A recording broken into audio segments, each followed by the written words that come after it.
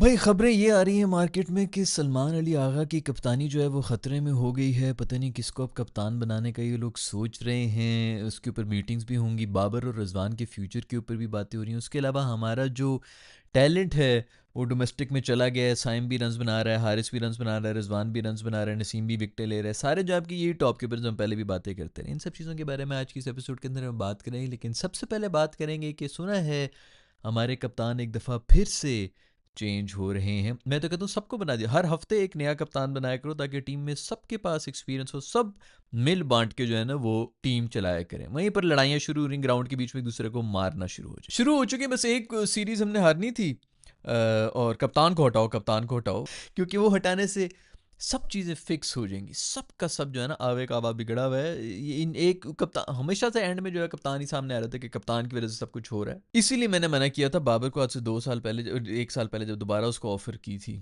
उसको मैंने मना किया था बेटा कप्तान ही ना लेना, वरना हर चीज़ का जो है ना तुम पे ही आ जाएगा। क्योंकि हमारी कौम ही इस किस्म की कप्तानी अगर वो चेंज हो जाएगी तो मैं हमें पूरी की पूरी टीम और सारे कौम के मसले जो हैं बिजली के और गैस के वो सब चीज़ें ठीक हो जाएंगी अगर कप्तान चेंज हो जाएगा। मेरा ख्याल में इनको अभी अकल के वो लेना चाहिए और बाबर को दोबारा से कप्तानी ऑफर कर देनी चाहिए। इस तरह चलता रहे ना भाई, ये या फिर शाहीन को करें और फिर उसके 4 घंटे के बाद उससे लेके दो फिर बाबर को कर दें, बाबर की टीम में भी आ जाए। बल्कि वो शादाब, तो उसका तो नाम आ रहा है, सुना यही है कि शादाब का नाम आ रहा है। तुम लोगों को क्या बोला था मैंने कि वो सीधा कप्तानी की सीट पे आएगा। भाई तुम लोगों को ये लग रहा है कि बाहर चला गया, ये चला गया, वो उसकी रिप्लेसमेंट अगर दूसरों ने बना दी ना, ये जो नवाज शवाज हैं इन्होंने आके उसको रिप्लेस कर लिया, अब वो कप्तान बन के आएगा और फिर वो नवाज को यूं साइड पे करेगा कि बेटा तुझे तो मैं बाहर करूँ ना, सबसे पहले अगर मेरी से कप्तानी जाती तो कम से कम मेरी सीट होनी चाहिए। तो ये इसी तरह यहाँ पर जो है टीम कॉम्बिनेशंस बनती हैं।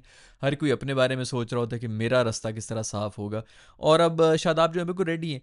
मीटिंग्स वगैरह ये हो रही हैं कि इसको कप्तानी से हटाओ। सिर्फ और सिर्फ एक हमारा मासूम वो जो कोच है ना वो फंसा हुआ है, वो अड़ गया है कि भाई खुदा के लिए, और होता भी यही है। कोच और कप्तान बैठते हैं, वो कोई ना कोई प्लान बनाते हैं कि भाई अगले 6 महीने में हमने ये करना है, साल में हमने ये करना है। को पूरी की पूरी टीम बनाते हैं, यंगस्टर्स को बिठाते हैं, उनको कोई बात जो है वो कहते हैं कि भाई तुम इस तरह खेलो, हम यहाँ पे बैठे हुए, हमने तुम्हें 4 महीने चांस देना ही देना है। अगले कप्तान और कोच खुद जो है उनकी सीट का कोई भरोसा नहीं, तो यंगस्टर्स किसके ऊपर भरोसा करेंगे। खैर, सुना है कि वो कोच ने जो है वो कर दिया है, उसने कहा कि नहीं भी इसी को कप्तान होना चाहिए और मेरा ख्याल में भी यही होना चाहिए। और 4 महीने के बाद वर्ल्ड कप आ रहा है यार, आपका T20 आएगा। वैसे जो इस किस्म की हालत है मुझे तो कोई उम्मीद नहीं है कि हम कुछ भी कर सकेंगे, लेकिन फिर भी 4 महीने बाद वर्ल्ड कप आ रहा है। इक्का दुक्का बीच में जो रेलू कट्टे भरे हुए हैं उनको साइड पे करो, बीच में हमें बैटिंग जो है वो थोड़ी सी प्रॉपर बैटर डालने की ज़रूरत है और ये ऑलराउंडर्स जो है थोड़े कम करें।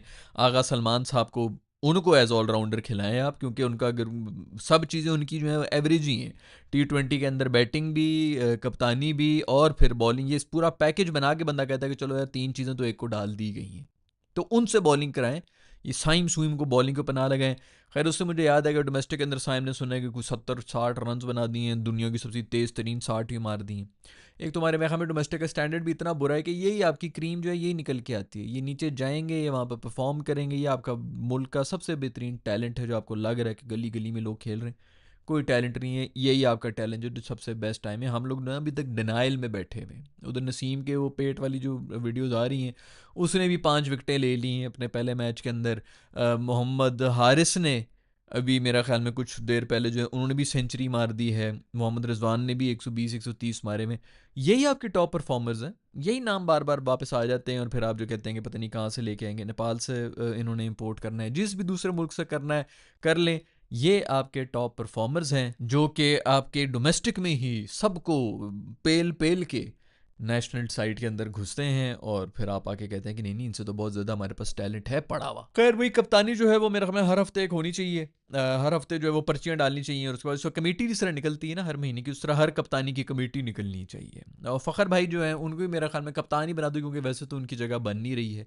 कम से कम उनके पास कोई 450 साल का एक्सपीरियंस तो है क्रिकेट का, वही शायद काम आ जाए। क्योंकि वैसे तो मुझे कुछ समझ नहीं आ रहा कि वो क्यों बैठे हुए हैं। लोग बात कर रहे हैं रिजवान बाबर को आना चाहिए नहीं आना चाहिए, आई डोंट नो मैन। मेरा ख्याल में तो आना चाहिए आगे। मैं हमें श्रीलंका वगैरह में ये कहीं जो वर्ल्ड कप हो रहा है उन कंडीशंस के अंदर आपके यही वाले बैटर्स हैं जो अभी भी आपने देख लिए किस तरह एक्सपोज हो रहे हैं। मिडल ऑर्डर आपका बिल्कुल ही नंगा हुआ है, कोई कर ही नहीं सकता, बैटिंग ही नहीं कर सकता, रोटेट ही नहीं कर सकता। 140 के ऊपर आपने इंडिया के साथ मैच फंसाया हुआ था, इसका मतलब भाई 150-150 पे भी आप फंसा सकते हैं अगर फंसाने पर आए।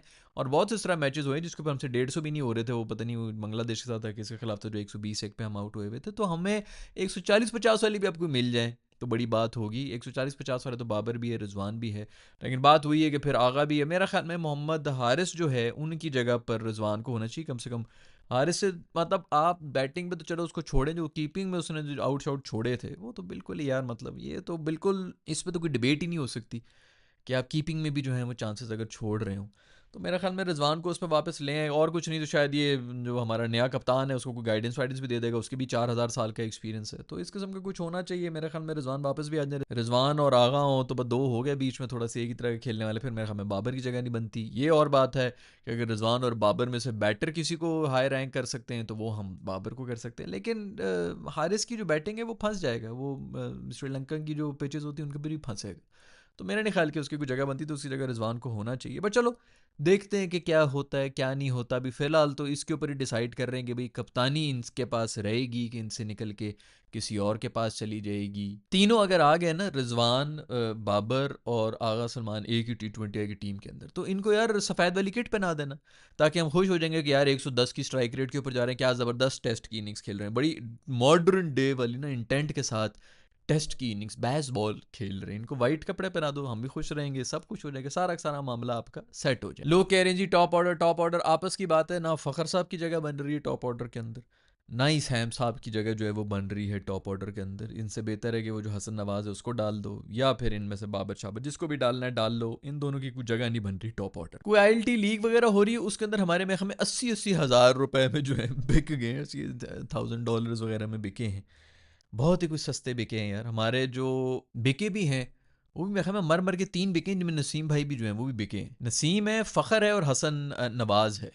और हसन नवाज तो मेरे को 20-1000 में बिक गया है यार। वो जो दुबई के लोकल प्लेयर्स हैं ना, उनकी कीमतें इनसे ज़्यादा लगी हैं। मेरे ख्याल में वहाँ पे भी कोई इंडियंस जो हैं वो आ गए हैं, उसकी वजह से हो रहा है, या ये वजह है कि वो NOCs वगैरह इनकी जो हैं वो समझ नहीं आती, बोर्ड वोर्ड इनको जाने देगा कि नहीं देगा, तो टीम कितना खर्चा इनके ऊपर कर सकती है कि भाई हम पूरी कॉम्बिनेशन बनाएं, पैसा भी खर्च करें, बाद में इनका बोर्ड आके बीच में कह देता है कि इसको नहीं हमने जगह देनी, उसको हमने जगह नहीं दी। खैर भाई हसन नवाज जो है 40,000 में गए हैं, पता नहीं इनके कोई मैनेजर वगैरह हैं या नहीं है। मेरा ख्याल में उनको खुद ही कह देना चाहिए था कि भाई हमने तो नहीं खेलना, लेकिन खैर चलो, जितने भी मिल रहे हैं ले लो भाई, जाके जो एक्सपोजर लेना है ले लो, कुछ पता नहीं चलता बाद में। और कौन सी लीग्स हैं, जो एक अभी वो ऑस्ट्रेलिया वाली मिल रही थी हमें लीग, उसके अंदर भी हमने कोई बैन शैन कर दी, उसके अंदर भी शायद हमने बंद ही कर दी। तो जितने मिल रहे हैं भाई ले लो और इन्जॉय करो, उड़ा लो, को गाड़ी शाड़ी ले लेना। नसीम भाई जो है वो 80,000 में बिके हैं।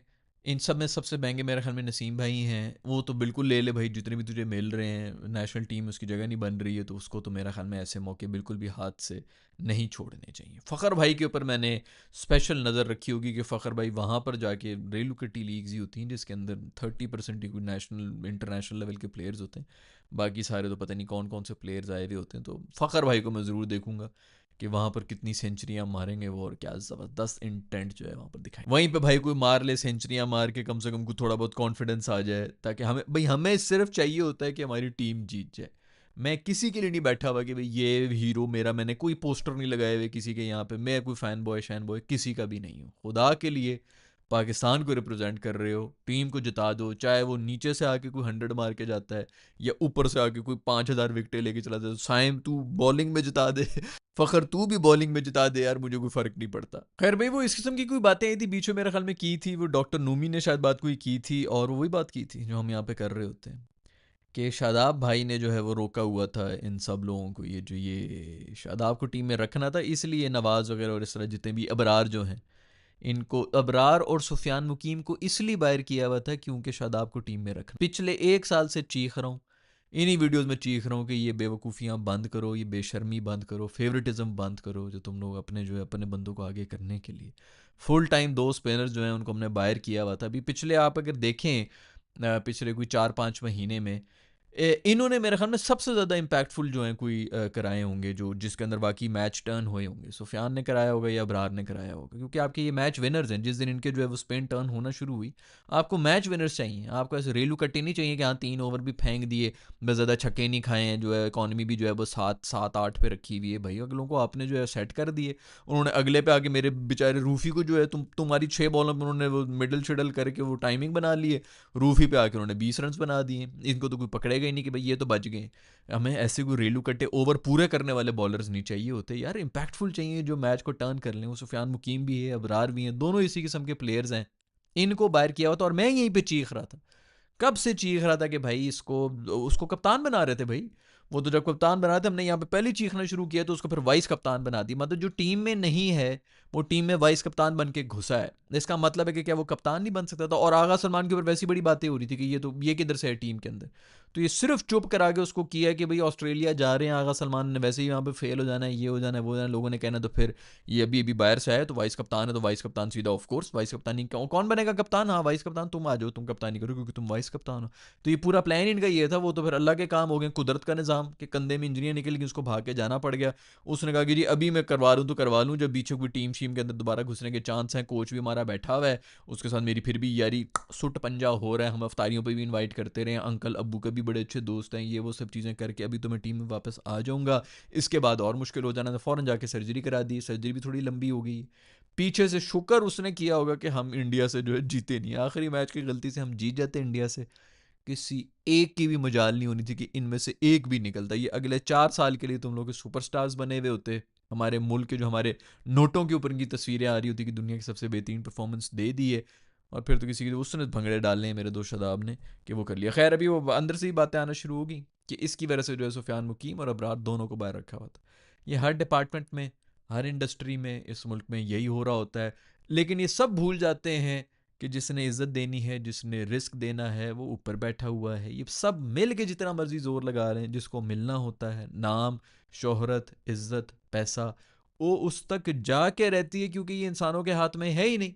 हम फुल जोर लगाते रहे बहुत, बट वो भी है, मेहनती भी कर रहे होते हैं, मजदूर मेरे से ज़्यादा मेहनत कर रहा होगा। हम एसी वाले कमरों में बैठ के ज़्यादा पैसे कमा रहे होते हैं, मजदूर जो हमसे ज़्यादा मेहनत कर रहा होता है उसके वो पैसे नहीं, ये हमारे हाथ में है ही नहीं। हम कह रहे होंगे ना हमने इस ज़माने में ये बहुत सी दुनिया मिलेगी जी, मैंने रियल एस्टेट से पैसे बना लिए, मैं बड़ा अक्लमंद था, मैंने बिटकॉइन से पैसे बना लिए। नहीं भाई, कोई अकल किसी में भी नहीं है। आपने अगर बिटकॉइन में लगाए हैं, औरों ने भी बिटकॉइन में लगाए होंगे, औरों के डूबे भी हैं। ये ऊपर से आता है सब चीज़ें। अपना कभी भी क्रेडिट नहीं लेना चाहिए कि मैंने ये कर लिया, ये मैंने वो कर लिया, क्योंकि मैं कुछ भी नहीं कर रहा। ये जिस ज़ात ने पूरा का पूरा इसके ऊपर लिया हुआ है ना ठेका, वो ही अपना पूरा कर देता है कि मैंने इसको इतना देना है, मैंने उसको देना है, और जहाँ से भी जाना होगा वो जाके दे देगा। लोग जो है वो प्लानिंग ही बनाते रहते, तो बेफिक्र रहें, ये इस मुल्क में चल रहा होता है। मुझे पता है आप लोगों के भी हक मारे जा रहे हैं, लोग जो आपको पीछे कर रहे हैं, मेरे साथ भी हो रहा होता है, कितने सालों से हो रहा होता है। चिल बैठा हूँ मैं, मुझे पता है कि जो मेरे पास आना है वो आके रहेगा। पूरी की पूरी दुनिया भी अगर जोर लगा रहे तो नहीं रोक सकती। तो इसी मेंटेलिटी के साथ आगे बढ़ते रहो दोस्तों।